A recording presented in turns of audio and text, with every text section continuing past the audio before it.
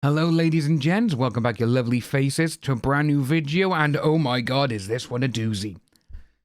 Cast your minds back to the court's case of last year of Johnny Depp versus Amber Heard, and if you remember when she was on the stand, she came out and she was screaming bloody agony, saying, because of him, I've lost jobs.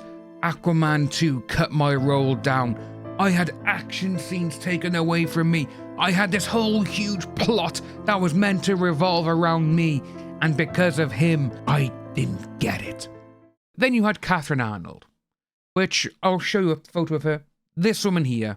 She went on stage, well, technically a stage, she went on the stand, and she was like, her role was drastically cut down.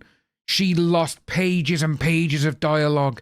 Her stance in the film was meant to be huge. She was meant to be the main character along with Jason Momoa's character. She was this, she was that. And then what happened? Because of this, she has lost it. She's only in 10 to 12 minutes of the film. She has a baby at the beginning and then she's gone. Then she appears at the end, giving away the entire plot to a film that's a year and a half out. Obviously, Warner Brothers were going to be very, very pissed at that. Oh, they were. James Wan, the director, co-writer of the first two Aquaman films, he's been dealing with Aquaman since I believe 2014, 2015, when they first announced that Momoa was going to be in the film and everything else, because obviously with Mera, she was brought into Batman vs. Superman and everything else, and also obviously the Justice League, which came out in 2017. But with this here, James Wan confronts Aquaman 2 reshoot rumours, and AH claiming her role was pared down. The sequel never prioritised Mera. This is a good little article. So, he does go on and saying about the official trailer that is released September 14th. James Wan spoke to Entertainment Weekly about the many rumours circulating the movie. The tentpole was plagued by reports of a disastrous post-production that allegedly included 3 rounds of reshoots, as the film got caught in the middle of the executive overhaul at DC Studios, where you had Walter Hamada, the guy in court last year who said, Amber Heard has no chemistry. She had no chemistry with Jason Momoa. We had to work round the clock just to snip here, snip there, try and get different angles, try and do different things to make it look like they had some kind of chemistry. When the president and producer of a film says that, you know you're a shit actress. It goes on to say as well that the Aquaman 2 was outside of the new DC universe. And he says about the Flash movie, they didn't know if it was going to come out before or after the Flash, because first of all, I think it was before, then it was after, then it was before, and now it's after again. At the end of the day, the best thing I would say about the movie is that it's not connected in any way to any of those films, the new films. That's the bottom line. And it went on regarding then about Batman, as you can see here. They have other actors and stuff. You're going to have to wait for the movie to come out to see what's going on. But then, this is the big one. Wan was also asked about Amber Heard, who plays Mera in the comic book film franchise. During her 2022 defamation trial involving Johnny, she claimed in court that Warner Brothers didn't want to include her in Aquaman's sequel due to the fallout of her divorce from Johnny Depp. She said her role in the sequel was pared down and action scenes were taken away from her. According to James Wan, now remember, however, the sequel was never meant to focus on Mera and Aquaman the way the first movie did. Aquaman 2 will always prioritise Aquaman's relationship to his villainous half-brother Orm over his one to Mera. Now, like I said, James Wan was very keen getting the story nailed down for Aquaman with the other writers who literally brought everything together, and they did plan out a trilogy. Now, obviously, when you plan out a trilogy, you have the key stories laid out for the first, second, and third films. You make sure, right, okay, this got to go in this film has that, the last film has this. And I always pitch this to everyone from the get-go. The first movie was Arthur and Mera's journey.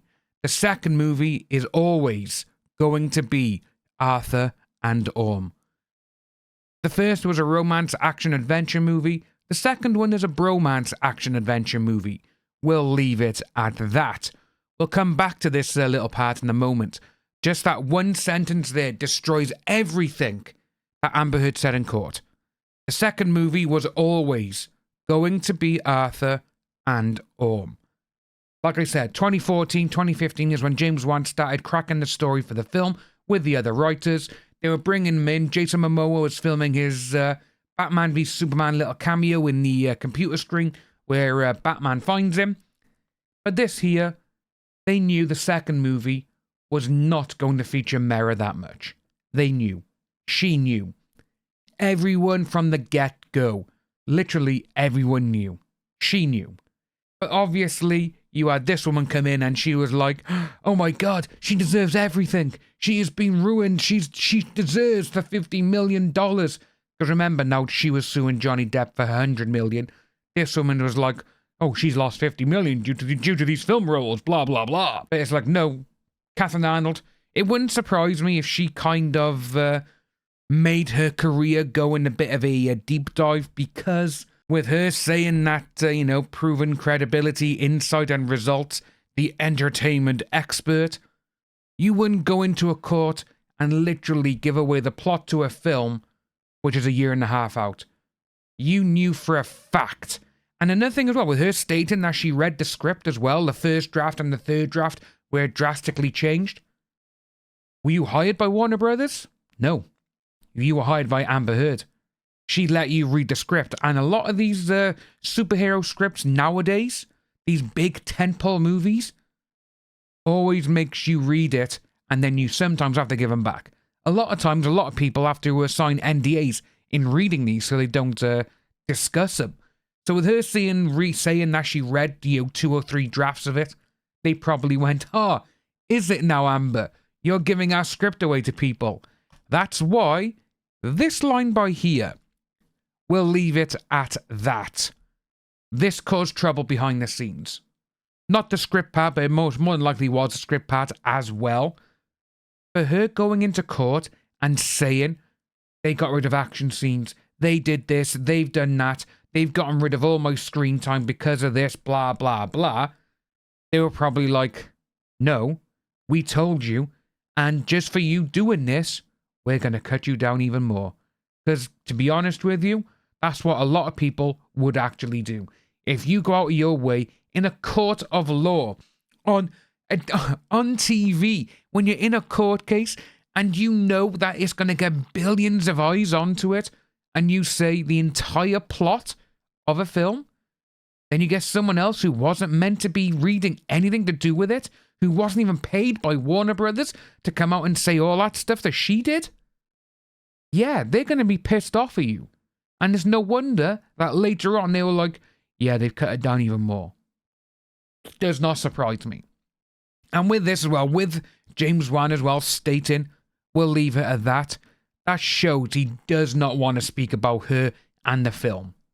It wouldn't surprise me when the film does come round for the promotional end, because if the actors' strike and the writers' strike is still going on, you're not really going to see any of the actors going around to anywhere promoting the film, because that is going against everything that they stand for in this strike, because that goes against the union, and they're like, we don't want to cross picket lines, we're not going to do it, which is great, but seeing that and James Wan going, no, we never prioritized her, she wasn't meant to be a big part of the story, and that is why she would only get a extra $1 million or $2 million on top of her base salary from the first film, because she's not in the second one that much.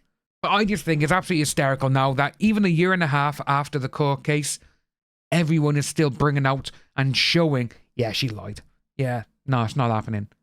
What happens is that we told everyone she wasn't going to be in a movie this much because it doesn't revolve around her. That's what we got. And I think that's absolutely just hysterical. If you are new to the channel, please like and subscribe, hit that notification bell for future updates, and I'll see you all soon.